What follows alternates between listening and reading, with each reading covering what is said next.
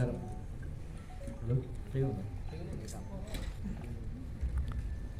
നമസ്കാരം.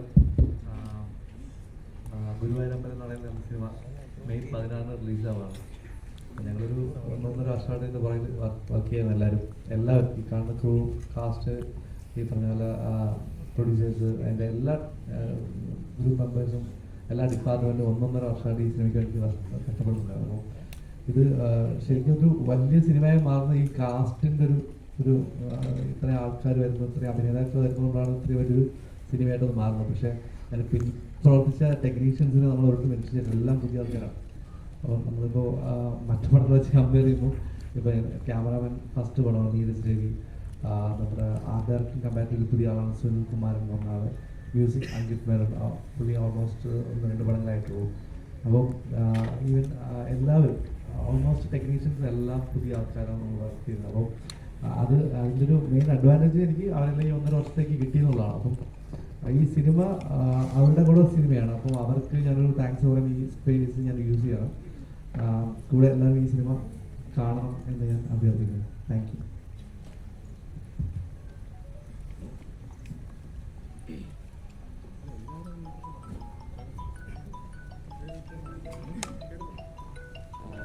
നമസ്കാരം.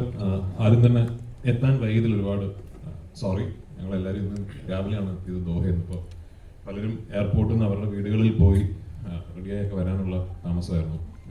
അതിന് കാത്തിരുന്നതിന് thank you so much. Guruvayur അമ്പലനടയിൽ എന്ന് പറയുന്നത് E4 എൻ്റർടൈൻമെൻറ്റും ഞാനും അസോസിയേറ്റ് ചെയ്യുന്ന 3ാമത്തെ സിനിമയാണ്. ഞങ്ങൾ ആദ്യം എസ്ര എന്ന സിനിമ ചെയ്തിരുന്നു. അതിനുശേഷം ഒരു ഡയറക്റ്റ് സ്ട്രീമിംഗ് സർവീസ് കൊടുത്ത ഭ്രമം എന്ന സിനിമയും. ഇന്നിപ്പോൾ ആദ്യമായിട്ടാണ് ഞങ്ങൾ കോ പ്രൊഡ്യൂസേഴ്സായിട്ട് E4 എൻ്റർടൈൻമെൻറ്റും പൃഥ്വിരാജ് പ്രൊഡക്ഷൻസും ചേർന്ന് ഒരു സിനിമ നിർമ്മിക്കുന്നത്. എന്നെ സംബന്ധിച്ചിടത്തോളം ഒരു ഹോം കമ്പനി പോലെ എനിക്ക് പൃഥ്വിരാജ് പ്രൊഡക്ഷൻസിന് വേണ്ടി ഒരു സിനിമ ചെയ്യുന്ന പോലെ തന്നെയാണ് E4 വേണ്ടി. അത്രയും ഒരു ക്ലോസ് അസോസിയേഷനാണ് മുകേഷ് സാറും ഞാനും, സഞ്ജയ്, സാരഥി, വിവേക്, ഇവരെല്ലാവരുമായിട്ട്. ഈ കഥ ഞാൻ കേൾക്കുന്നത് കുറച്ച് വർഷങ്ങൾക്ക് മുമ്പാണ്. ഞാൻ പല വേദികളിലും പറഞ്ഞിട്ടുപോലെ അന്ന് ബേസിൽ ജോസഫ് എന്ന താരോദയം സംഭവിച്ചിട്ടില്ല. അതുകൊണ്ട് തന്നെ അന്ന് ഈ കാസ്റ്റ് അല്ലായിരുന്നു. ആക്ച്വലി മറ്റൊരു രീതിയിലുള്ളൊരു കാസ്റ്റിങ്ങും ഒരു കൺസെപ്ഷനും വെച്ചിട്ടാണ് ദീപു ഈ സ്ക്രിപ്റ്റ് എന്നോട് പറയുന്നത്. പിന്നീട് ഞാനും ആടുജീവിതം അതിൻ്റെ തിരക്കുകളൊക്കെ ആയിട്ട് പോയി. കുറച്ച് വർഷങ്ങൾക്ക് ശേഷം ഈ കഥ വിപിന് ചെയ്താൽ കൊള്ളാമെന്ന് പറയുകയും അങ്ങനെയാണ് ഈ പ്രോജക്റ്റ് വീണ്ടും ഓണാവുന്നത്.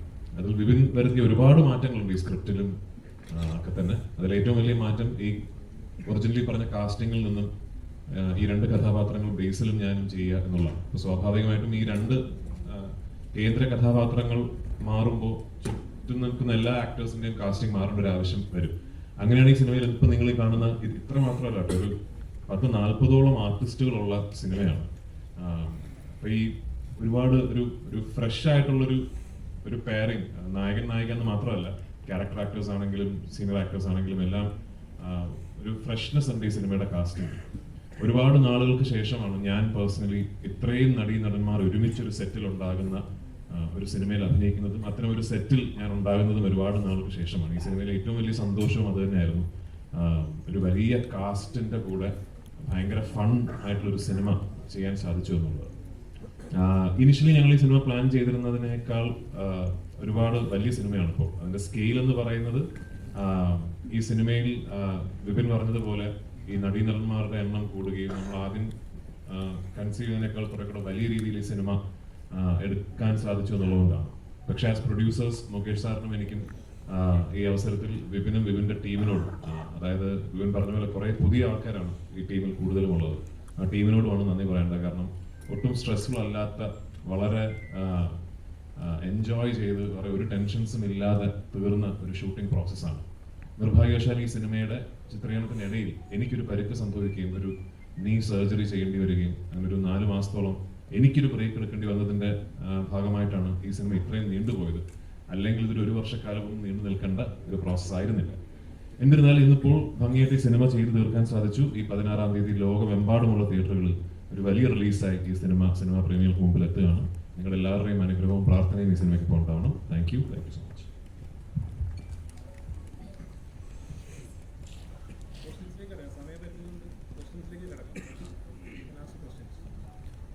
രാജുവേട്ടാ, എത്രത്തോളം എക്സൈറ്റഡ് ആണ്? കുറെ കാലത്തിന് ശേഷമാണല്ലോ ഒരു ഹ്യൂമർ ട്രാക്കിലേക്ക് പോകുന്നത്. അല്ല,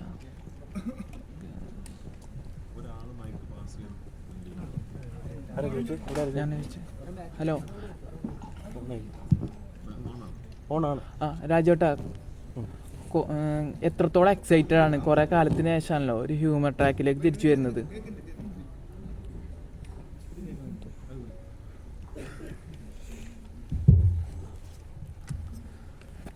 രാജേട്ടാ, എത്രത്തോളം എക്സൈറ്റഡ് ആണ്? കുറെ കാലത്തിന് ശേഷമാണല്ലോ ഒരു ഹ്യൂമർ ട്രാക്കിലേക്ക് തിരിച്ചു വരുന്നത്. ഹ്യൂമർ എന്നുള്ളതിനേക്കാൾ ഒരു നല്ല തിരക്കഥ, ഒരു നല്ല രീതിയിൽ ചിത്രീകരിക്കപ്പെട്ട ഒരു സിനിമയുടെ ഭാഗമാകുക എന്ന് പറയുന്നത് തന്നെയാണ് എക്സൈറ്റ്മെന്റ്. അതിപ്പോൾ ഹ്യൂമർ എന്നുള്ളതിനേക്കാൾ ഏത് സിനിമയും നമ്മൾ മനസ്സിൽ കണ്ട പോലെയോ അല്ലെങ്കിൽ അതിനേക്കാൾ ഭംഗിയായിട്ടോ ആ സിനിമ അതിൻ്റെ ഒരു ഫൈനൽ പ്രോഡക്റ്റിലേക്ക് എത്തുന്നു എന്ന് പറയുമ്പോൾ ഒരു നടനായിട്ടും നിർമ്മാതാവായിട്ടും വലിയ സന്തോഷം തരുന്ന, എക്സൈറ്റ്മെന്റ് തരുന്ന കാര്യം തന്നെയാണ്. പിന്നെ ഓഫ് കോഴ്സ് എല്ലാ സിനിമകൾക്കും ഒരു യാത്രയുണ്ടല്ലോ. അപ്പോൾ ഈ സിനിമയുടെ യാത്ര ആലോചിക്കുമ്പോൾ എനിക്ക് തോന്നുന്നു എല്ലാം നല്ലതിനായിരിക്കാം. കാരണം ദീപു ഈ തിരക്കഥ എന്നോട് വന്ന് പറഞ്ഞപ്പോൾ എനിക്കറിയില്ല, വിപിനെന്ന് ആദ്യത്തെ മുട്ടുകോ ചെയ്തിരുന്നു ആ സമയത്ത്. ഒരു സിനിമയൊക്കെ ചെയ്ത് നിൽക്കുന്ന ഒരു സംവിധായകനാണ്. പിന്നെ ജയ ജയ ജയ ഹേ റിലീസ് ആവുന്നു. വിപിന്റെ ഫിലിം മേക്കിങ്ങിന് ഒരു ഭയങ്കര ഒരു ഫാൻ ഫോളോയിങ് ഉണ്ടാകുന്നു. അങ്ങനെ ദീപു പറഞ്ഞ് എനിക്ക് ഇഷ്ടപ്പെട്ട ഒരു തിരക്കഥ വിപിന്റെ അടുത്ത് എത്തുന്നു. ആ കാലയളവ് കൊണ്ട് ബേസിൽ ഒരു വളരെ പോപ്പുലർ സ്റ്റാർ ആകുന്നു, ഫാമിലി സ്റ്റാർ ആകുന്നു. അങ്ങനെ എല്ലാം കൊണ്ടും എനിക്ക് തോന്നി ഓരോ സിനിമകൾക്കും ഒരു നിമിത്തം ഉണ്ടാവും. അപ്പൊ ആ യാത്രയുടെ പര്യവസാനം ഇന്ന് ഈ ഫോമിൽ ഈ സിനിമ എത്തി നിൽക്കുമ്പോൾ ഒരുപാട് സന്തോഷം, എക്സൈറ്റ്മെന്റ്.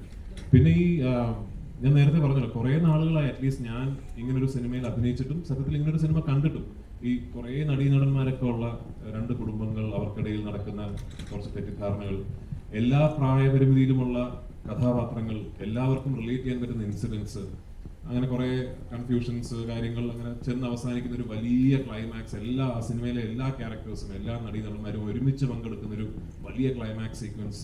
അപ്പൊ അത്തരം ഒരു സിനിമ ഞാൻ മിസ് ചെയ്യുന്നുണ്ട് മലയാളത്തിൽ. അപ്പൊ അത് പ്രേക്ഷകർ മിസ് ചെയ്യുന്നുണ്ടാവുമെന്ന ശുഭപ്രതീക്ഷയിലാണ് ഞങ്ങളുടെയൊക്കെ എക്സൈറ്റ്മെന്റ്. അപ്പൊ 16-ാം തീയതി പ്രേക്ഷകർ വിധി എഴുതട്ടെ.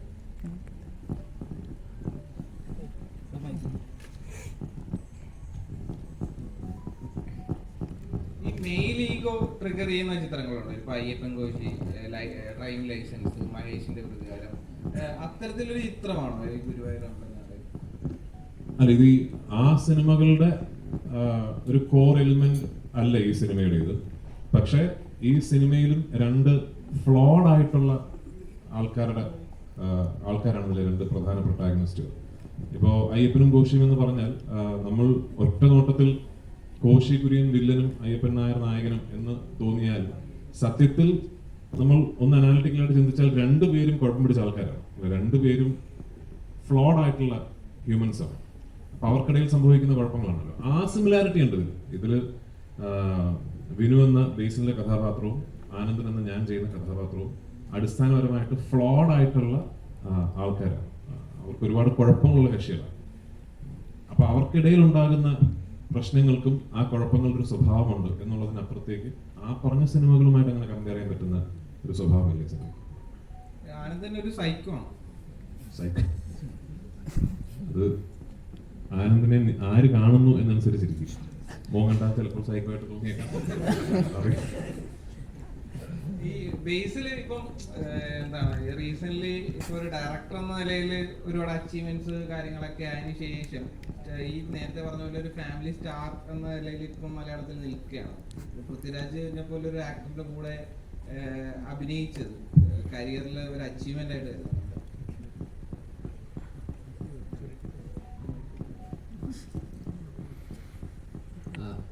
ആദ്യമായിട്ട് എല്ലാവർക്കും നമസ്കാരം. കുറച്ച് ലേറ്റ് ആയിട്ട് വന്നു, സോറി, ഉറങ്ങിപ്പോയി. രാവിലെ വന്നതാണ്. അപ്പം എന്നെ സംബന്ധിച്ചിടത്തോളം ഈ പറയുന്ന ഞാൻ അങ്ങനെ പ്ലാൻ ചെയ്തിട്ടൊന്നും ഉണ്ടായിരുന്നില്ല. ആക്ച്വലി ദീപു കുഞ്ഞിരാമായണം എന്ന് പറയുന്ന സിനിമ എഴുതിയത് ദീപുവാണ്, ഇതിൻ്റെ റൈറ്റർ ദീപുവാണ്. അപ്പോൾ കുഞ്ഞിരാമായണം കഴിഞ്ഞ് ഗോതയുടെ പ്രീ പ്രൊഡക്ഷൻ നടക്കുന്ന സമയം തൊട്ട് ദീപു ഗുരുവായൂരമ്പല നടയിലിൻ്റെ സിനിമയെക്കുറിച്ചും അന്ന് പല ആർട്ടിസ്റ്റ് കോമ്പിനേഷൻ അതിനെക്കുറിച്ചൊക്കെ സംസാരിക്കാറുണ്ടായിരുന്നു. അപ്പോൾ ഈ രണ്ട് ആർട്ടിസ്റ്റുകൾ അന്നും ഇതിൻ്റെ അതൊരു മെയിൻ പ്രൊട്ടഗണിസ്റ്റുകളായിട്ടുള്ള രണ്ട് ആർട്ടിസ്റ്റുകളാണ്. അപ്പോൾ രണ്ടളിയന്മാർ. അപ്പോൾ ഇതാണ് ഇങ്ങനെ ഈ ആർട്ടിസ്റ്റ് മറ്റേത് ആള് എന്നൊക്കെ പറഞ്ഞ് അങ്ങനെ പല സംസാരങ്ങളും ഞാനും സജഷൻസൊക്കെ പറയുമായിരുന്നു. അങ്ങനെ ഇങ്ങനെയൊക്കെ. അത് കഴിഞ്ഞ് ഒരു 6-7 വർഷം കഴിഞ്ഞപ്പോൾ, ഒരു 6 വർഷമൊക്കെ കഴിഞ്ഞപ്പോൾ ആ ആർട്ടിസ്റ്റിൻ്റെ സ്ഥാനത്ത് ഞാൻ വരുമെന്ന് ഞാൻ ഒരിക്കലും പ്രതീക്ഷിച്ചില്ല. ഈ പറയുന്ന കുഞ്ഞിരാമായണം എഴുതിയ ദീപുവിന് ഞാൻ റൈറ്ററായിട്ടുണ്ടായിരുന്നു, ഞാൻ സംവിധാനം ചെയ്ത പടത്തിൽ റൈറ്ററായിരുന്ന ഒരാളുടെ എഴുതിയ സിനിമയിൽ ഞാൻ അഭിനേതാവായിട്ട് വരുന്നത് ഒരിക്കലും പ്രതീക്ഷിച്ചൊരു കാര്യമല്ല. അപ്പോൾ അതൊരു ഭയങ്കര എക്സൈറ്റ്മെൻ്റ് ആയിരുന്നു. പിന്നെ ബിബിൻ ചേട്ടൻ ജയ കഴിഞ്ഞിട്ട് ഞാൻ ഫാലിമിയുടെ ഷൂട്ട് നടക്കുമ്പോഴാണ് ഇതിൻ്റെ സബ്ജക്റ്റ് ഉണ്ടെന്ന് പറഞ്ഞ് വിളിക്കുന്നത്. അപ്പോൾ കൂടുതൽ എക്സൈറ്റ്മെൻ്റ് ആയി. കാരണം ബില്ലിയനായിട്ട് വീണ്ടും ഒരു സിനിമ ചെയ്യാന്നുള്ളത്. അപ്പോൾ പിന്നെ ദീപുവിൻ്റെ കൂടെ സ്ക്രിപ്റ്റാണ്. പിന്നെ E4 എൻ്റർടൈൻമെൻറ്റായിട്ട് വീണ്ടും കൊളാബറേറ്റ് ചെയ്യുന്നു. ഗോതയൊക്കെ പ്രൊഡ്യൂസ് ചെയ്തത് E4 എൻ്റർടൈൻമെൻറ്റാണ്. അപ്പോൾ അവരുമായിട്ട് വീണ്ടും ഒരു സിനിമ ചെയ്യുന്നു. അത് കഴിഞ്ഞിട്ട് 2-3 ആഴ്ച കഴിഞ്ഞിട്ട് ബിബിൻ ചേട്ടൻ വിളിച്ചിട്ട് പറഞ്ഞു രാജുവേട്ടനാണ് മറ്റേ ക്യാരക്ടർ ചെയ്യുന്നതെന്ന് പറഞ്ഞു. അപ്പോൾ ഞാൻ ഭയങ്കര എക്സൈറ്റഡ് ആയി. കാരണം എനിക്ക് പേഴ്സണലി ഞാൻ ഭയങ്കരമായിട്ട് അഡ്മയർ ചെയ്യുന്ന ഒരാളാണ് രാജുവേട്ടൻ. അദ്ദേഹത്തിൻ്റെ ഓൺ സ്ക്രീനും ഓഫ് സ്ക്രീനും ഒക്കെ ആയിട്ടും പല രീതിയിലുള്ള as an actor, as A director, as A producer, as A distributor ഇത് എങ്ങനെ സാധിക്കുന്നു എന്നുള്ളതാണ് ഞാൻ ഇങ്ങനെ എപ്പോഴും അത് ഞാൻ ഇതിൻ്റെ സെറ്റിലൊക്കെ വരുമ്പോൾ ഞാൻ ഇങ്ങനെ ചോദിച്ച് മനസ്സിലാക്കാൻ ശ്രമിക്കാറുണ്ട്. എനിക്ക് പേഴ്സണലി ഈ പറയുന്ന സംവിധായകൻ, നടൻ എന്ന് പറയുന്ന 2 റെസ്പോൺസിബിലിറ്റി മാനേജ് ചെയ്യാൻ പേഴ്സണലി ഭയങ്കര ബുദ്ധിമുട്ടാണ്. 2 ഈക്വൽ റെസ്പോൺസിബിലിറ്റീസ് ആയതുകൊണ്ട്. പക്ഷെ ഇതൊന്നും പോരാതെ കൺസിസ്റ്റൻ്റ് ആയിട്ട് കണ്ടിന്യൂസ്ലി ഇങ്ങനെ സക്സസ് ഡെലിവർ ചെയ്യുന്ന ഒരാളെന്നുള്ള രീതിയിൽ എനിക്ക് ഭയങ്കര റെസ്പെക്റ്റ് ഉണ്ട്. അപ്പോൾ അദ്ദേഹത്തിൻ്റെ കൂടെ ഒരു സിനിമയിൽ ഇങ്ങനെ ഒരു പ്രൊട്ടഗണിസ്റ്റായിട്ട് ഉള്ളൊരു റോള്, അങ്ങനെ ഈക്വലി ഇമ്പോർട്ടൻ്റ് ആയിട്ടുള്ള ഒരു റോള് ചെയ്യാൻ പറ്റുക എന്ന് പറയുന്നത് ഭയങ്കര എന്താ പറയുക, ഭയങ്കര അഭിമാനം തോന്നിയൊരു കാര്യം തന്നെയായിരുന്നു. അപ്പോൾ അതിന് ഒരുപാട് സന്തോഷം. ഇങ്ങനൊരു വേദിയിൽ അവസാനം എല്ലാവരും കൂടി ഇങ്ങനെ ഇരിക്കുന്നു, ഒരുമിച്ചിരിക്കുന്നു. 16-ാം തീയതി റിലീസാവുന്നു. എല്ലാവരും കണ്ടിട്ട് അഭിപ്രായങ്ങൾ അറിയിക്കുക. Thank U.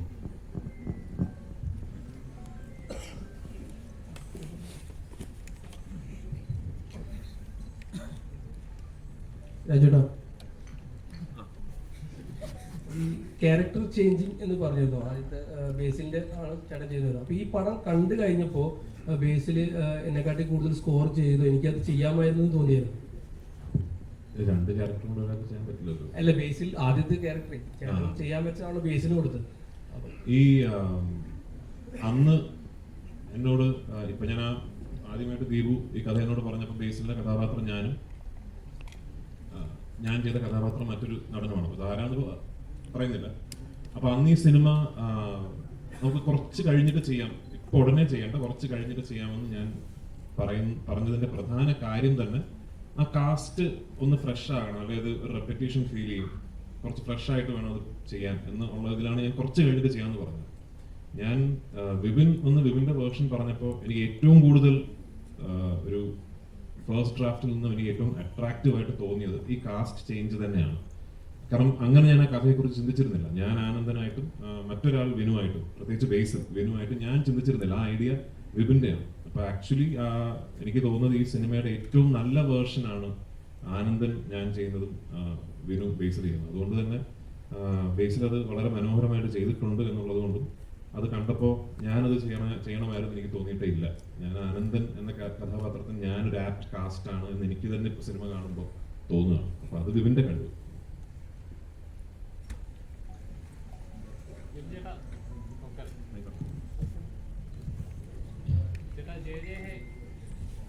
ജയ ജയ ഹേ ഇറങ്ങിയ സമയത്ത് അത് 1 man ഹിറ്റ് ആയിരുന്നു. ഫാമിലി ഓഡിയൻസിനായാലും ശരി, യൂത്തിനായാലും ശരി, ഒരുപാട് ചിരിക്കാനായിട്ടായാലും എന്റർടൈൻ ചെയ്യപ്പെടുന്ന നല്ലൊരു ചിത്രമായിരുന്നു. ബേസിലൊക്കെ ഒരുപാട് ചിരിച്ച സീനുകളുണ്ടായിരുന്നു. അപ്പോൾ ഈ ഗുരുവായൂരമ്പല നടയിൽ വരുമ്പോൾ അത് പക്ക ഒരു എന്റർടൈനിങ് കോമഡി ചിത്രമാണ് ട്രെയിലറിലൂടെ നമുക്ക് മനസ്സിലാവുന്നത്.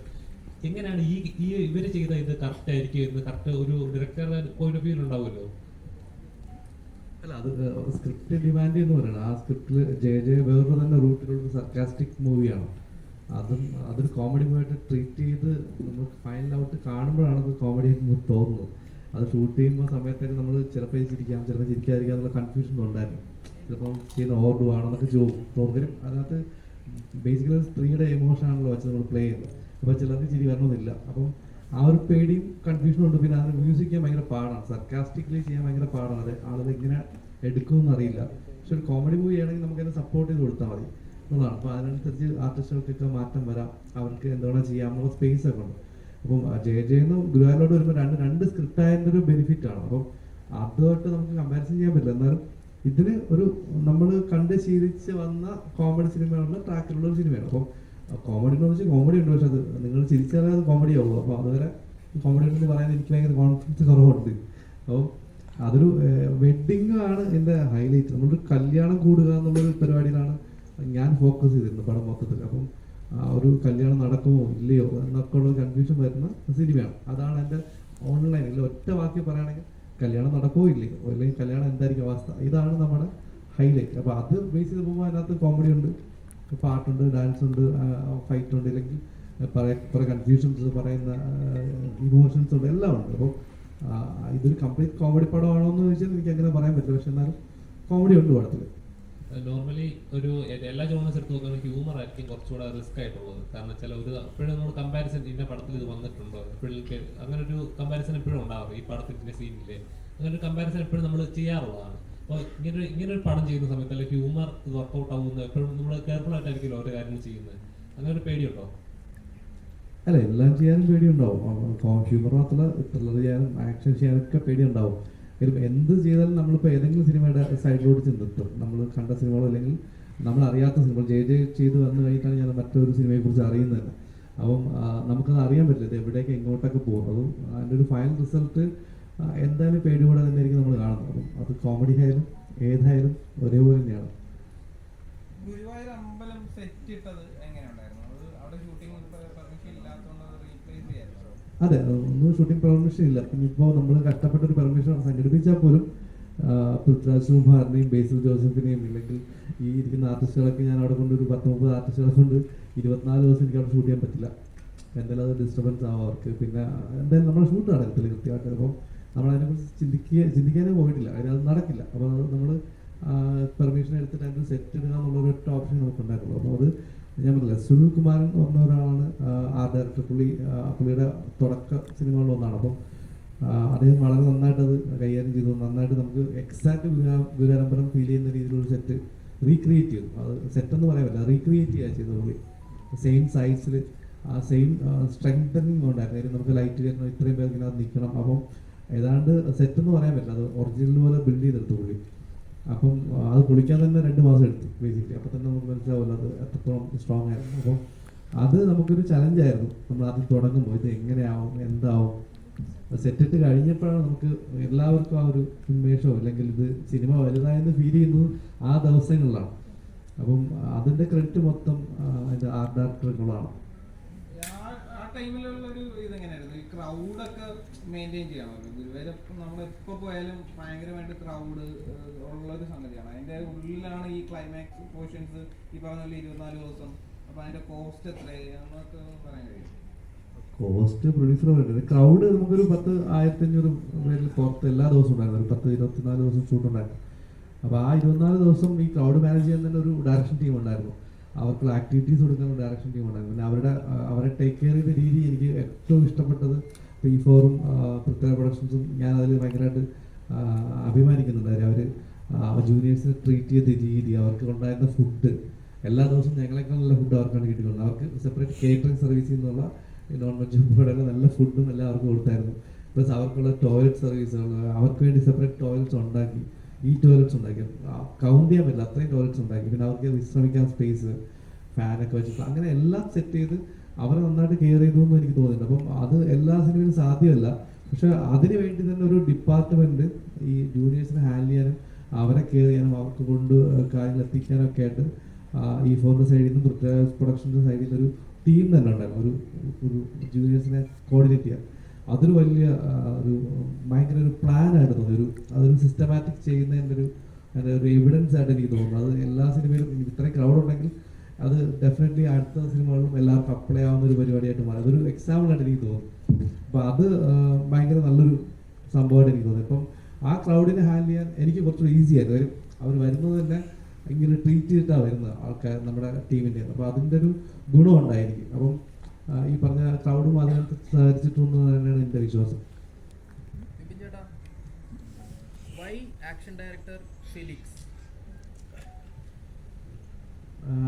ഫെലിക്സ് നമ്മളൊരു സാധനം പറയുമ്പോൾ നമ്മൾ ഒരു ആക്ഷൻ ഡയറക്ടർ ഇവിടെ നിന്നുള്ള നോർമലുള്ള ആൾക്കാരെ വിളിക്കുമ്പോൾ അവർ വരുന്നു, ഷൂട്ട് ചെയ്യുന്നു, പിന്നെ നമ്മൾ അതിൻ്റെ റിസൾട്ട് കാണാം. അപ്പോൾ എന്നെ സംബന്ധിച്ച് എനിക്ക് അങ്ങനെ പറ്റില്ല. എനിക്ക് ആക്ഷൻ, എനിക്കത് കൊറിയോഗ്രഫി ചെയ്ത് ഒരു ഡാൻസ് കൊറിയോഗ്രഫി പോലെ നമ്മൾ ഷോർട്ട് പ്ലാൻ ചെയ്യുന്ന പോലെ എനിക്ക് അതിൻ്റെ ഫൈറ്റ് എൻ്റെ മനസ്സിലുണ്ട്. അപ്പോൾ അതെനിക്ക് കൊറിയോഗ്രഫി ചെയ്ത് കാണണം. അപ്പോൾ അതിൽ എനിക്ക് കാണിച്ചിരും, അവരെന്നെ ഫൈറ്റ് ചെയ്ത് കാണിച്ചിരും, ഇതാണ് നടക്കാൻ പോകുന്ന ഫൈറ്റ്.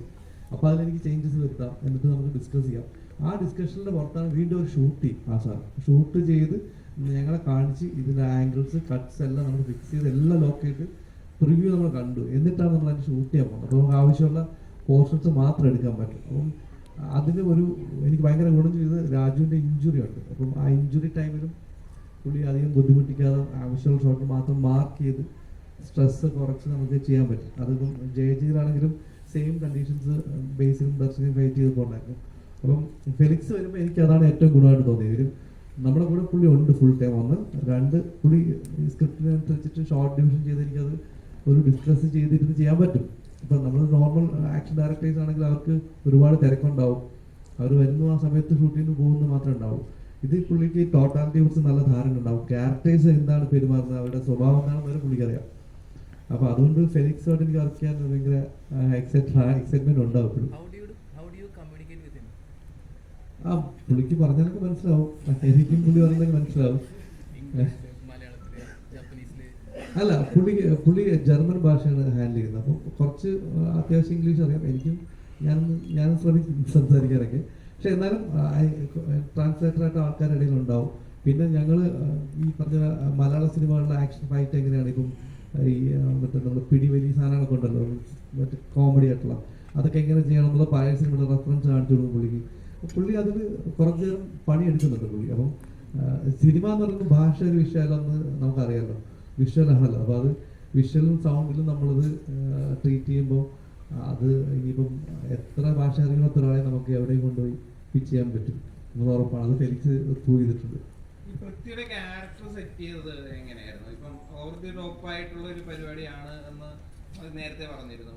അപ്പം അത് ഇപ്പം നമുക്കറിയാം, പൃഥ്വിയുടെ ഇപ്പം മുമ്പുള്ള ക്യാരക്ടേഴ്സിന്റെ അത് കോമഡി പ്രസന്റ് ചെയ്യുന്നതിനൊക്കെ ഒരു സ്റ്റൈലുണ്ട്. അപ്പൊ അതിൽ നിന്ന് ഒരു വ്യത്യസ്തമായിട്ടുള്ള ഒരു പരിപാടിയാണോ പിടിച്ചിരിക്കുന്നത്? അല്ല, അങ്ങനെ വ്യത്യസ്തമാക്കാൻ വേണ്ടി ശ്രമിച്ചിട്ടൊന്നുമില്ല. ഈ സിനിമ കുറച്ച് ആളുകൾക്ക് റിലേറ്റ് ചെയ്യണമെന്നുണ്ട്. പിന്നെ ഇത് ശരിക്കും നമ്മൾ ഈ താരങ്ങളെ നമ്മൾ താരങ്ങളായിട്ട് കാണുന്നൊരു സിനിമ തന്നെ ആയിരിക്കും. ഇത് പൃഥ്വിരാജാണെങ്കിലും ബേസിലാണെങ്കിലും നിഖിലാണ് അനുസരിച്ചൊക്കെ നമ്മൾ ഫീൽ ചെയ്യുന്ന ഒരു സിനിമയായിരിക്കും. അത്രയും ഭയങ്കര ക്യാരക്ടർ പിടിക്കാനുള്ള സിനിമയല്ല. അതൊരു കല്യാണം കൂടാൻ പോകുന്നൊരു സിനിമയാണ്. അപ്പം ആ ഒരു വൈബ് പോകുന്നതുകൊണ്ട് നമുക്ക് ഒരുപാട് ക്യാരക്ടർ ചേഞ്ച് ഒന്നും വെക്കാൻ പറ്റില്ല. എന്നാലും ആ ക്യാരക്ടർ ഡിമാൻഡ് ചെയ്യുന്നത് അങ്ങനെ പ്രസന്റ് ചെയ്യണമെന്നാണ്. അപ്പം എന്നാലും സിനിമയുടെ ആ പിന്നോടുള്ള പോക്കിന് ഗുണകരമാവുള്ളൂ. കാര്യം നമ്മൾ ഭയങ്കര റിയലിസ്റ്റിക് ആയിട്ട് പടം പിടിച്ചാൽ അവസാനത്തുമ്പോൾ നമ്മൾ ലോജിക്കൊക്കെ കയ്യിൽ നിന്ന് പോകുന്നുണ്ട് പലയിടത്തും. ആ കയ്യിൽ നിന്ന് പോകുമ്പോൾ ഇതുവരെ കണ്ട സിനിമയിലോ നിങ്ങൾ കാണുമെന്ന് വിചാരിക്കും.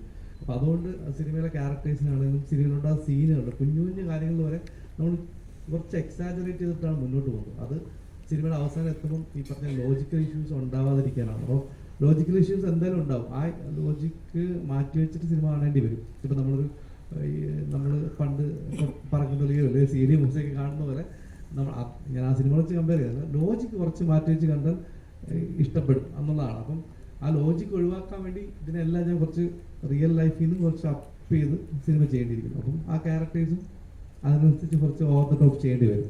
അതിപ്പം നമ്മൾ രാജുവിനെ മാത്രമാണ് ചിലപ്പോൾ ട്രെയിലർ ടീസർ അങ്ങനെ കണ്ടത്.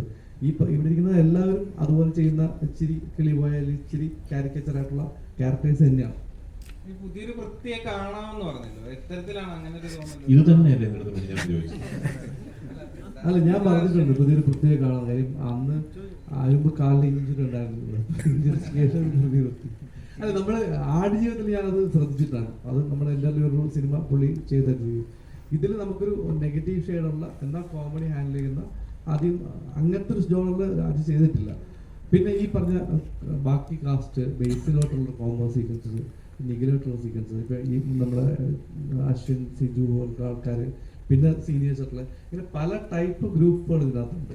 ആർട്ടിസ്റ്റ് വൈസ് ഇവരുടെയൊക്കെ കോമ്പിനേഷൻസ് ഒക്കെ നല്ല രസമായിട്ട് വരും. പ്രത്യേകിച്ച് എനിക്ക് ജോമോനും രാജുവായിട്ടുള്ള സീന് നമ്മൾ എഴുതുമ്പം ആ സീൻ എങ്ങനെ ഉണ്ടെന്ന് അറിയില്ല.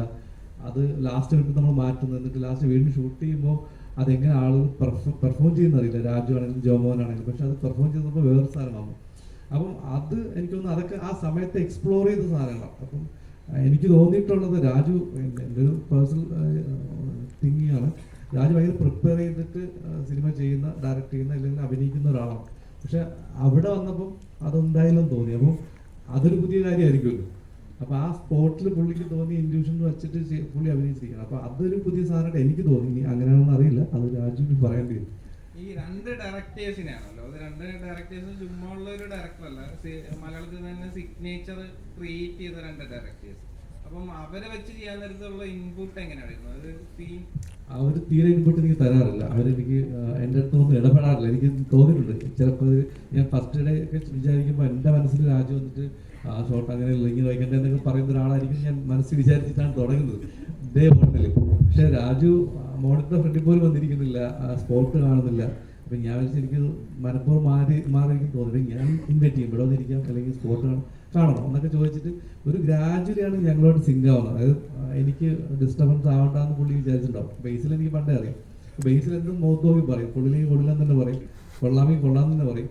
ഇല്ലെങ്കിൽ അവനെ കളിയാക്കലും അവൻ എന്നെ കളിയാക്കലും ചിരിച്ചിട്ട് പോകുന്നതാണ്. അപ്പോൾ അതുകൊണ്ട് പ്രശ്നമില്ല. പക്ഷേ രാജുവിൻ്റെ കാര്യത്തിൽ ഈ അങ്ങനെ ഒരു പരിചയം ഉണ്ടായിരുന്നില്ല. പക്ഷെ പോകെ പോകെ മനസ്സിലായി നമ്മൾ രണ്ടുപേരും ഏതാണ്ട് ഒരേ സ്വഭാവമുള്ള ആൾക്കാരാണ് ഇരിക്കുന്നവരെല്ലാവരും. അപ്പോൾ അതുകൊണ്ട് അങ്ങനെ ഒരു പ്രശ്നം വന്നിട്ടില്ല. അവർ നമ്മളെ വർക്കിൽ ഇടപെടുകയോ, പിന്നെ ഡയറക്ടേഴ്സിന് അങ്ങനെ ഒരു ഗുണമുണ്ടല്ലോ, ഡയറക്ടർക്കും ആക്ടർ ആകുമ്പോൾ അവർക്കറിയാം വേറൊരാളെ വർക്കിൽ കയറി ഇടപെടാൻ പാടില്ല.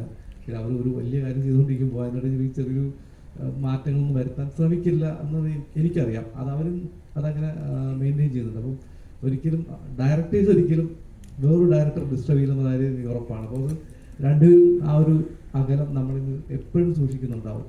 പക്ഷെ എന്നാൽ ഞാൻ കാണിച്ചു കൊടുക്കുമ്പോൾ ഒരു വർക്കായെങ്കിൽ വർക്കായി തന്നെ പറയും, ഇല്ലെങ്കിൽ ഇല്ലയെന്ന് തന്നെ പറയും. അതുണ്ട്. പക്ഷെ എന്നാലും നമ്മുടെ ഒരു ജോലിയിൽ കയറി അവർ ഇടപെടുന്ന സ്ഥിതി എനിക്ക് ഏറ്റവും കംഫർട്ടായിട്ട് വർക്ക് ചെയ്യാൻ പറ്റുന്ന രണ്ട് ആക്ടേഴ്സായിട്ട് മാറി. അത് അവർ ഡയറക്ടേഴ്സ് ആയതുകൊണ്ടാണത് അവർ അതങ്ങനെ ഒരു റെസ്പോൺസിബിലിറ്റി എടുത്ത് മാറി നിൽക്കുക, അല്ലെങ്കിൽ നമുക്ക് ആ ഫ്രീഡം തരുന്നതെന്ന് എനിക്ക് തോന്നിയിട്ടുണ്ട്.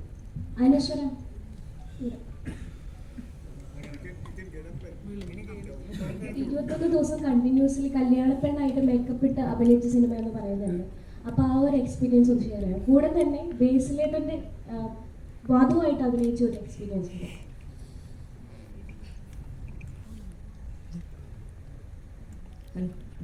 ഹായ്, എല്ലാവർക്കും നമസ്കാരം. 21 ദിവസം നമ്മൾ ഈ ഗുരുവായൂർ സെറ്റ് ഇട്ടിട്ടാണ് നമ്മളത് ഷൂട്ട് ചെയ്തത്. അപ്പം ഫസ്റ്റ് ഡേ റെഡിയായി എല്ലാം സെറ്റായി. ഞാൻ ഭയങ്കര എക്സൈറ്റഡ് ആയിരുന്നു. കല്യാണപ്പെണ്ണ്, നല്ല കോസ്റ്റ്യൂം, നല്ല ജ്വല്ലറി, മുല്ലപ്പൂ, ഇത് ഭയങ്കര എക്സൈറ്റഡ് ആയിരുന്നു. പിന്നെ രണ്ടാമത്തെ ദിവസം മൂന്നാമത്തെ ദിവസം മുതലേക്ക് മനസ്സിലായി പാളി. കാരണം പറ്റില്ല, പുറത്തിറങ്ങിയ ചൂട്, അകത്ത് കാരണം ഒരുപാട് ഈ പടത്തിൽ ആദ്യം തൊട്ട് അവസാനം വരെ ഒരുപാട് സീനിയർ ആയിട്ടുള്ള അല്ലെങ്കിൽ അല്ലാതെയും ഒരുപാട് ആർട്ടിസ്റ്റുകളുണ്ട്. അപ്പം എല്ലാവരും കൂടി ഒരുമിച്ച് വരുന്നതാണ് ഈ ക്ലൈമാക്സ് മൊത്തത്തിൽ, എല്ലാ ആർട്ടിസ്റ്റും. അപ്പോൾ ക്ലൈമാക്സ് ആകുമ്പോൾ ഇവരെല്ലാവരെയും വെച്ച് ചെയ്യണം. അപ്പം നമുക്ക് അവിടെ വന്നിട്ട് നമ്മൾ കുറേ സമയം നമ്മൾ വെറുതെ ഇരിക്കേണ്ടി വരും ചിലപ്പോൾ. അപ്പം മിക്ക സമയങ്ങളിൽ നമ്മൾ ക്യാരവാനിൽ തന്നെ ആയിരിക്കും, അല്ലെങ്കിൽ ചില സമയം നമുക്ക് അവിടെ ഇരിക്കാൻ പറ്റില്ല, ബോറടിക്കും, പുറത്തേക്ക് ഇറങ്ങും. അപ്പം അങ്ങനെയാണ് ഷൂട്ട് പോയിക്കൊണ്ടിരുന്നത്. ചിലപ്പോൾ നമുക്ക് ഉറങ്ങാൻ പറ്റില്ല, കാരണം എനിക്ക് ഇത്രയും സെറ്റ് വെച്ചുകൊണ്ട് ഉറങ്ങാൻ പറ്റില്ല, റെസ്റ്റ് എടുക്കാൻ പറ്റില്ല. ബട്ട് സ്റ്റിൽ പുറത്തേക്ക് ഇറങ്ങി ആ ഷൂട്ടൊക്കെ കാണുന്ന സമയത്ത് ഭയങ്കര രസമാണ്. കാരണം ആ ചെയ്യുന്ന രീതി, അതായത് എല്ലാം ഷൂട്ട് ചെയ്തേക്കുന്ന ഓർഡറിലായിരുന്നില്ല, ബട്ട് സ്റ്റിൽ ആ കണ്ടിന്യൂറ്റി ആദ്യം മുതൽ അവസാനം വരെ അത് പിടിച്ച് ചെയ്തു. അപ്പോൾ അതൊക്കെ എനിക്കൊരു ന്യൂ എക്സ്പീരിയൻസ് ആണ്. ഇത്രയും വലിയൊരു സെറ്റിൽ ഇത്രയും സീനിയർ ആയിട്ടുള്ള ആൾക്കാരോട് ചെയ്യാന്നുള്ളത് എനിക്ക് ഭയങ്കര ന്യൂ എക്സ്പീരിയൻസ് ആയിരുന്നു. സോ അത് ഞാൻ ഒരുപാട് എൻജോയ് ചെയ്തു. പിന്നെ ബേസിലേട്ടൻ്റെ വധു എന്ന് പറയുന്ന, വധു എന്ന് മാത്രമല്ല പേരായിട്ടാണെങ്കിലും എനിക്ക് ഭയങ്കര കംഫർട്ടായിരുന്നു ആളുടെ കൂടെ വർക്ക് ചെയ്യാൻ. ഇപ്പം നമ്മൾ എൻ്റെ സീൻ എടുത്ത് എൻ്റെ ക്ലോസ് ആണെങ്കിൽ കൂടി ആളെനിക്ക് അപ്പുറത്തിരുന്ന ആളുടെ ഡയലോഗ് എനിക്ക് ക്യാമറയുടെ ഇപ്പുറത്ത് എനിക്ക് ഡയലോഗ് പറഞ്ഞു തരും. സോ അത്രയും കംഫർട്ടബിൾ ആയിരുന്നു, അത്രയും സെറ്റായിരുന്നു എനിക്ക് ആളുടെ കൂടെ വർക്ക് ചെയ്യാൻ. അതേപോലെ ഇപ്പം എല്ലാവരുടെയും കൂടി മൊത്തത്തിൽ ഇപ്പം ഇവിടെ ഇരിക്കുന്ന എല്ലാ ആർട്ടിസ്റ്റിൻ്റെയും കൂടി എനിക്ക് ഒരുപാട് കാര്യങ്ങൾ പഠിക്കാനും നല്ല എക്സ്പീരിയൻസ് ആയിരുന്നു. അതുപോലെ എൻജോയ് ചെയ്തൊരു സിനിമയാണ് ഗുരുവായൂർ അമ്പലനടയിൽ. രാജേട്ടാ, മല്ലികാമ്മ പറഞ്ഞു കേട്ടിട്ടുണ്ട് ഇന്റർവ്യൂസിലൊക്കെ, അമ്മയ്ക്ക് ഏറ്റവും ഇഷ്ടം രാജുവേട്ടൻ്റെ കോമഡി ആയിട്ടുള്ള ക്യാരക്ടേഴ്സ് ആണെന്ന് പറഞ്ഞു കേട്ടിട്ടുണ്ട്. അപ്പം ഈ സിനിമ മല്ലികാമ്മേനെ എത്രത്തോളം സന്തോഷിപ്പിക്കും? അമ്മയ്ക്ക് ഭയങ്കര ഇഷ്ടപ്പെടാൻ സാധ്യതയുണ്ട് ഈ പടം. അല്ല, അമ്മയ്ക്ക് നല്ല ഇതൊരു അറ്റ്ലീസ്റ്റ് ഞാൻ പ്രതീക്ഷിക്കുന്നതാണ് കേട്ടോ. നാളെ റിലീസായിട്ട് അങ്ങനെ അല്ലല്ലോ നിങ്ങൾ പറഞ്ഞാൽ അങ്ങനല്ല. എനിക്ക് തോന്നുന്നത് ഈ സിനിമയുടെ ഏറ്റവും വലിയ ഒരു ക്വാളിറ്റി ആയിട്ട് ഞാൻ കാണുന്നത് ഈ ഹാപ്പി വ്യൂയിങ് ആണ് സിനിമ. നമ്മൾ കാണുമ്പോഴും കണ്ടു തീരുമ്പോഴും ഒക്കെ ഒരു സന്തോഷം തരുന്ന സിനിമയാണ്. ഈ ഡോപ്പമീൻ ഷോട്ട് എന്ന് പറയുന്ന പോലെ നമുക്ക് ഒരു സിനിമ കണ്ടു കഴിയുമ്പോൾ നമുക്കൊരു ഹാപ്പിയായി അല്ലേ. അപ്പോൾ അത് അങ്ങനത്തെ സിനിമകളാണ് പലപ്പോഴും ആൾക്കാർ വീണ്ടും കാണാൻ ഇഷ്ടപ്പെടുകയും ചെയ്യുന്നത്. Because you want to go back to how the film made you feel. അപ്പൊ അത് അമ്മയ്ക്ക് മാത്രമല്ല, എനിക്ക് തോന്നുന്നു എല്ലാവർക്കും ഇഷ്ടപ്പെടാൻ സാധ്യതയുള്ള സിനിമയാണെന്നാണ് എനിക്ക് ശുഭപ്രതീക്ഷ. അമ്മയ്ക്ക് പ്രത്യേകിച്ച്, കാരണം ഈ പറഞ്ഞ അമ്മയ്ക്ക് ഞാൻ ഈ ലൈറ്റർ റോൾസ് ഒക്കെ ചെയ്യുന്നത് കാണാൻ അമ്മയ്ക്ക് ഭയങ്കര ഇഷ്ടം. അമ്മയ്ക്ക് അമരപ്പുര ആന്റണിയൊക്കെ ഭയങ്കര ഇഷ്ടമാണ്. അപ്പോൾ അമ്മ 16-ാം തീയതി അല്ലെങ്കിൽ റിലീസായ ഉടനെ ആദ്യ ദിവസങ്ങളിൽ തന്നെ സിനിമ കാണുമെന്ന് പ്രതീക്ഷിക്കുന്നു. എൻ്റെ അമ്മയോട് ചോദിക്കാം.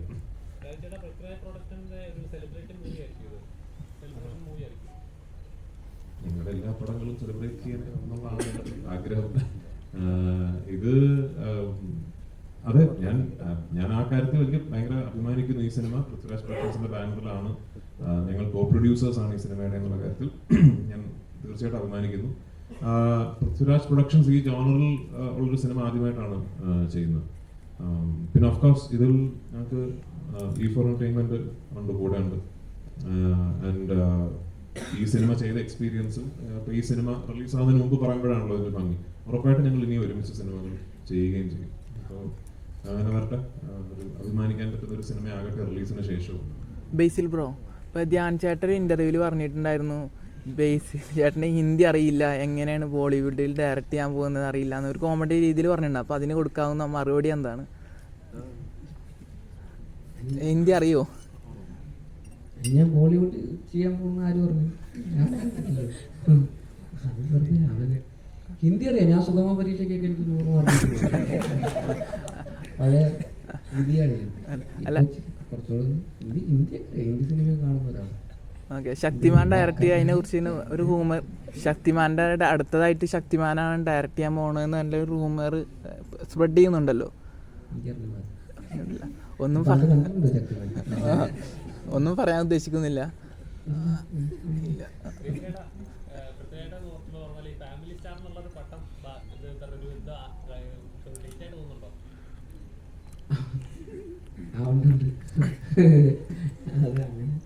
അങ്ങനൊന്നുമില്ല. അപ്പോൾ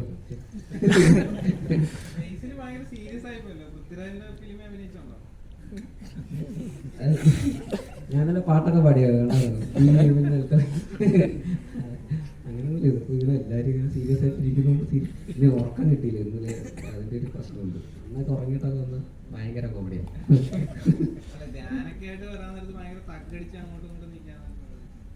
അത് ഇല്ല, അങ്ങനെയില്ല. നിങ്ങൾ അമിതഭാരം തരല്ലേ. കഴിഞ്ഞ ദിവസം ഏതോ ഒരു സിനിമയുടെ ഷൂട്ടിൻ്റെ ഇടയിൽ പ്രാവൻകൂട്ട് ഷാപ്പിൻ്റെ ഷൂട്ടിൻ്റെ ഇടയിൽ ഒരു ചേട്ടൻ വന്ന് ഫോട്ടോ എടുത്തു. അപ്പോൾ ചേട്ടൻ ചോദിച്ചു തൃശ്ശൂരാണ് ഷൂട്ടിങ്. അപ്പോൾ ചേട്ടൻ ചോദിച്ചു ഏത് പടമാണെന്ന് പറഞ്ഞു. ഞാൻ പറഞ്ഞു പ്രാവൻകൂട്ട് ഷാപ്പ്. അപ്പോൾ ചേട്ടൻ ഇന്റർവ്യൂ പൊളിക്കണട്ടാ. അപ്പോൾ പടം ഇന്റർവ്യൂവിൽ അമിത പ്രതീക്ഷയായി തുടങ്ങി. അതൊക്കെ ഒരു വൈബല്ലേ. നിഖില, ഇന്റർവ്യൂസിലൊക്കെ പറഞ്ഞു കേട്ടിട്ടുണ്ട് രാജുവേട്ടൻ്റെ കൂടെയൊക്കെ കുറേ സ്ലോ മോഷൻ സീൻസും കാര്യങ്ങളൊക്കെ ഉണ്ട് പറഞ്ഞു കേട്ടിട്ടുണ്ടായിരുന്നു.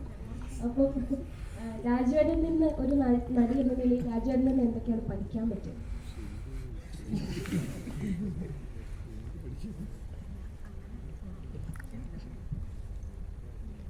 പ്രത്യേകിച്ചൊന്നും പഠിച്ചിട്ടൊന്നുമില്ല. അങ്ങനെ പഠിക്കുക എന്നുള്ളതല്ല, നമ്മൾ ചില ആർട്ടിസ്റ്റുകളുടെ കൂടെ വർക്ക് ചെയ്യാനുള്ളത് ഭയങ്കര ഒരു ആഗ്രഹമായിരിക്കും. നമ്മുടെ സിനിമയിൽ വന്നിട്ട് എൻ്റെ ഫസ്റ്റ് ടൈം അസോസിയേഷനാണ്. അപ്പം എനിക്ക് അതൊരു വലിയ സന്തോഷമുള്ളൊരു കാര്യമാണ്. പഠിക്കാനുള്ളൊരു സ്പേസ് ഒന്നും ഇവനായിട്ടും തന്നിട്ടില്ല. ഒരുപാട് സീനുകളും ഡയലോഗുകളൊക്കെ ഉള്ളതുകൊണ്ട് അത് പഠിക്കേണ്ടതുകൊണ്ട് മറ്റേതെനിക്ക് പറ്റിയിട്ടില്ല. അങ്ങനെ ഒരാളുടെ അടുത്തുനിന്ന് പഠിക്കുക എന്ന് പറയുന്നത് അഭിനയിക്കുന്ന സമയത്ത് എന്നുള്ളതല്ലേ. നമ്മൾ ഗ്രാജുവലി ഇപ്പം എല്ലാ ദിവസങ്ങളും നമ്മൾ പ്രൊമോഷൻ്റെ ഭാഗമായിട്ടൊക്കെ കാണുമ്പോഴാണ് നമ്മൾ കൂടുതൽ പരിചയപ്പെടുന്നതും സംസാരിക്കുന്നതും ഒക്കെ. ബേസിക്കലി ഒരുമിച്ച് അഭിനയിക്കാൻ നേരത്ത് ഒരുപാട് നേരം കൂടെ കിട്ടിയില്ല ബേസിക്കലി. അപ്പോൾ ഒരു കഥ പറയാനൊക്കെ ട്രൈ ചെയ്തു. അല്ലെങ്കിൽ മാനറിസം, പൃഥ്വിരാജിന്റെ മാനറിസങ്ങളൊക്കെ പഠിച്ചു.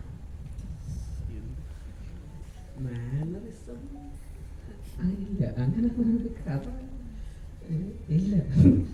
പക്ഷെ എനിക്കിങ്ങനെ ഒരുപാട് ചോദ്യങ്ങളൊക്കെ ചോദിക്കാനുണ്ടായിരുന്നു. എനിക്ക് ആദ്യമൊക്കെ എനിക്ക് നമുക്ക് ഒരു പേടി ഉണ്ടാവുമല്ലോ ഇപ്പോൾ അല്ലേ, നമുക്ക് ഞാനും അങ്ങനെ അധികം മുമ്പ് ഞാൻ സംസാരിച്ചിട്ടൊന്നുമില്ല, എല്ലാവരെയും പോലെ തന്നെയാണ് വിമാനത്തിന്റെ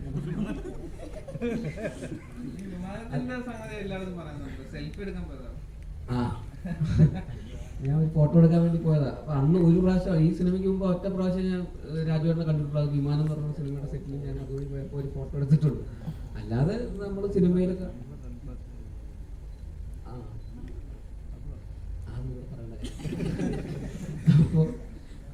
അപ്പോൾ അങ്ങനെ അപ്പോൾ ഞാൻ ഭയങ്കര ഫാനാണ്.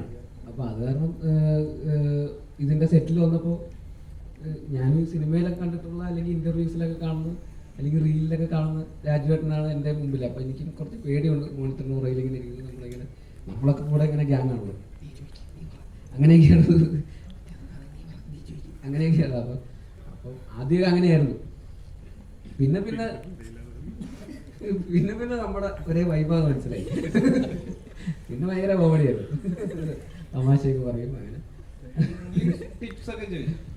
ടിപ്സോ അല്ല ഞാൻ ഇങ്ങനെ ചോദിക്കും. അല്ല ഞാൻ നേരത്തെ പറഞ്ഞു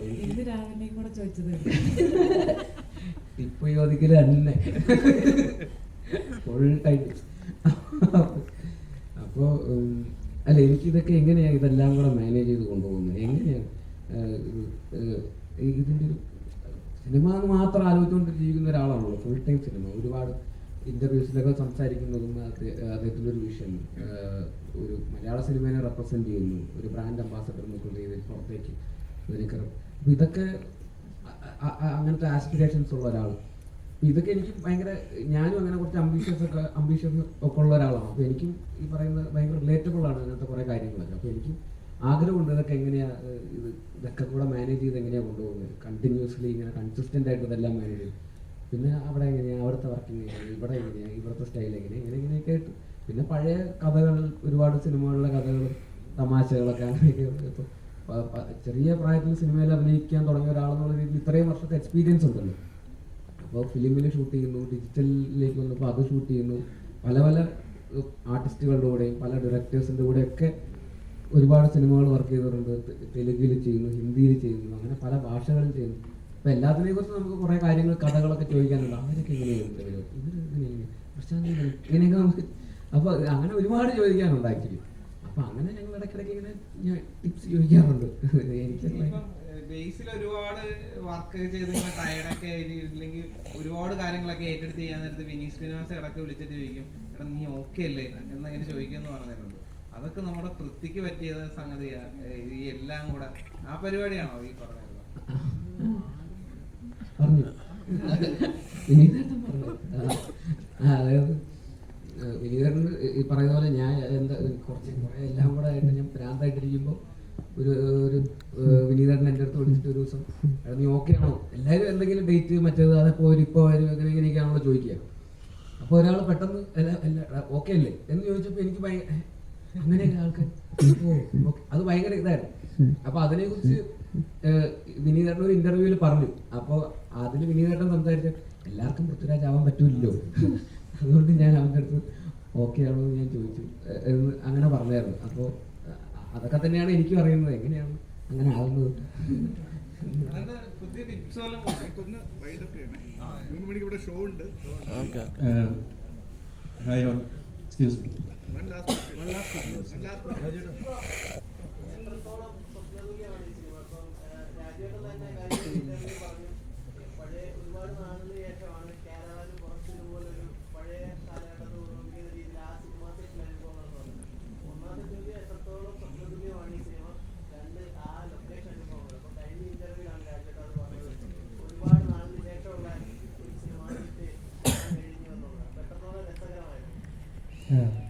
ഇതെൻ്റെ രണ്ടാമത്തെ സിനിമയാണ്, രോമാഞ്ചത്തിന് ശേഷമാണ്. രണ്ടാമത്തെ സിനിമയിൽ എനിക്ക് ഇവരുടെയൊക്കെ അടുത്തിരിക്കാൻ പറ്റുന്നതും നമ്മളും കണ്ടിട്ടുള്ളതാണ്. എത്രയോ പേരൊക്കെ എത്രയോ പഠനങ്ങൾക്ക് ശേഷമായിരിക്കും അവർക്കൊക്കെ ഇത് കിട്ടും. പക്ഷേ അത് രാജേണ്ണനും വിജയണ്ണ ഇവരൊക്കെ നമ്മൾ പരിഗണിക്കുന്നതാണല്ലോ, ഇവിടെ വന്നിരിക്കാനും പറ്റുന്നതും നിങ്ങൾക്ക് ഇപ്പം എന്നോട് ചോദ്യം ചെയ്യാൻ പറ്റുന്നതല്ല. പിന്നെ ലൊക്കേഷനുള്ള എക്സ്പീരിയൻസ് എന്ന് വെച്ച് കഴിഞ്ഞാൽ വിപിൻ ചേട്ടൻ ഭയങ്കര സപ്പോർട്ടീവാണ്. നമുക്ക് പേടിയുണ്ട്, കാരണം ഇവരൊക്കെ ഭയങ്കര സീനിയർ ആർട്ടിസ്റ്റുകളാണ്. പക്ഷേ വിപിൻ ചേട്ടൻ എപ്പോഴും നമ്മുടെ അടുത്ത് എപ്പോഴും നമ്മളെപ്പോഴും കംഫർട്ടാക്കി തന്നെ നിർത്തും, അടിപൊളിയായിട്ട് തന്നെ നിർത്തും. പിന്നെ ഞാനും സാഫ, ജോമോന്, അശ്വിൻ ഞങ്ങളായിരുന്നു ഒരു ഗ്യാങ്ങായിട്ട് പോയിക്കൊണ്ടിരുന്നത്. അപ്പം പടം കാണുമ്പോഴേ നിങ്ങൾക്കത് മനസ്സിലാവും. അപ്പം അടിപൊളിയാണ്, സ്വപ്നതുല്യം, അതിനപ്പുറമൊക്കെയാണ് hi all, myself Vinod Janardhan. ഞാനൊരു പൃഥ്വിരാജ് സാർ, ബ്ലെസ്സി സാർ ഒരു അതിനു മുമ്പ് ആടുജീവിതം തിയേറ്ററിൽ കണ്ട് സ്പീച്ച്ലെസ് ആയിട്ടുള്ള ഒരാളാണ്. ഗ്രേറ്റ്. ബ്ലെസ്സി സാർ ഒരു ഇൻ്റർവ്യൂവിൽ മാതൃഭൂമിയുടെ ഒരു ലിറ്ററേച്ചർ ഫെസ്റ്റിവൽ പറഞ്ഞു, പൃഥ്വിരാജ് എന്ന് പറയുന്ന ആക്ടറുടെ കണ്ണുകളിൽ എപ്പോഴും തിളക്കം ഉണ്ടാവും. ആടുജീവിതത്തെ കാസ്റ്റ് ചെയ്യുമ്പോൾ ആ തിളക്കം മാറ്റുക എന്നുള്ളതായിരുന്നു എൻ്റെ ഏറ്റവും വലിയ ചലഞ്ച്. ആടുജീവിതം കഴിഞ്ഞിട്ട് പിന്നീട് ക്യാരക്ടേഴ്സ് സെലക്ട് ചെയ്തപ്പോൾ ഈ ഇതിലെ നമ്മുടെ ഗുരുവായൂർ പോലുള്ള ക്യാരക്ടേഴ്സ് വരുമ്പോൾ അതിൽ നിന്ന് മറ്റ് ക്യാരക്ടേഴ്സിലേക്ക് മാറാനൊരു ബുദ്ധിമുട്ടുണ്ടായിരുന്നു, ഒരു ചലഞ്ചിങ് ആയിരുന്നു. ഇത് നമ്മളെ എനിക്ക് ആക്ടേഴ്സ് ജനറലി ഒരു സിനിമ കഴിയുമ്പോൾ, കുറച്ച് സിനിമകൾ ചെയ്ത് കഴിയുമ്പോൾ, ഒരു സിനിമ ചെയ്ത് കഴിഞ്ഞിട്ട് ആ ക്യാരക്ടറുമായിട്ട് അങ്ങ് ഡിസസോസിയേറ്റ് ചെയ്യാൻ പഠിക്കും. നമ്മൾ സബ് കോൺഷ്യസ്ലി നമ്മൾ പഠിക്കും. ഇപ്പോൾ ഗുരുവായൂരമ്പല നടയിൽ കഴിഞ്ഞിട്ട് ഞാൻ സംവിധാനം ചെയ്യുന്ന സിനിമയിൽ ഞാനൊരു ചെറിയ വേഷം ചെയ്യുന്നുണ്ട്. അപ്പോൾ എനിക്ക് ആനന്ദൻ അങ്ങനെ ആ സമയത്തുള്ള കാര്യങ്ങളൊക്കെ എൻ്റെ മനസ്സിൽ സബ് കോൺഷ്യസ്ലി ഒരു എഫേർട്ട് എടുക്കാതെ തന്നെ അത് പോകും. പക്ഷെ ആടുജീവിതത്തിനെ സംബന്ധിച്ചിടത്തോളം മറ്റ് സിനിമകളെ പോലെ അല്ല. കാരണം ഒരു 10-16 വർഷക്കാലം ആ സിനിമയ്ക്കൊപ്പം യാത്ര ചെയ്തതുകൊണ്ട് അങ്ങനെ ഫുള്ളി അതങ്ങ് ഡിസസോസിയേറ്റ് ചെയ്തിട്ട് ഇനി ഇല്ല എന്നുള്ളൊരു, ഇപ്പോഴും ചില സമയങ്ങളിലൊക്കെ ഞാൻ ആ കഥാപാത്രത്തെ കുറിച്ചൊക്കെ ഇനിയിപ്പോൾ ചിന്തിച്ചിട്ട് കാര്യമൊന്നുമില്ല, കാരണം സിനിമ റിലീസ്. പക്ഷെ എന്നാലും ചിലപ്പോൾ ചിന്തിക്കാറൊക്കെ ഉണ്ട്. എങ്ങനെ മറ്റൊരു ക്യാരക്ടറിലേക്ക് പോകുന്നു എന്ന് ചോദിച്ചാൽ, നമ്മൾ ആ പുതിയ കഥാപാത്രത്തിലേക്കും പുതിയ തിരക്കഥയിലേക്കും അടുത്ത സംവിധായകന്റെ വിഷനിലേക്കും പൂർണ്ണമായി നമ്മൾ ആസ് എൻ ആക്ടർ സബ്മിറ്റ് ചെയ്യുക, അതിലേക്ക് സറണ്ടർ ചെയ്യാന്നുള്ളതാണ്. അപ്പൊ അതാണ് ഞാൻ എല്ലാ സിനിമകൾക്കും ചെയ്യാൻ ശ്രമിക്കുന്നത്. എനിക്ക് ഇപ്പോൾ ആനന്ദൻ എന്ന് പറഞ്ഞ ഈ ഗുരുവായൂരമ്പല കണ്ടിട്ട് ആനന്ദനിൽ നജീബിന്റെ കുറച്ച് കാര്യങ്ങളുണ്ടല്ലോ എന്ന് പ്രേക്ഷകർക്ക് തോന്നിയാൽ അത് എന്റെ പേഴ്സണൽ ഫെയിലിയർ ആയിട്ടാണ് ഞാൻ കരുതുന്നത്. അങ്ങനെ ഉണ്ടാവാൻ പാടില്ലല്ലോ, അങ്ങനെ ഉണ്ടാകാതിരിക്കട്ടെ എന്ന് കരുതുന്നു. ഒരു ഷോ തുടങ്ങാറായിരുന്നു.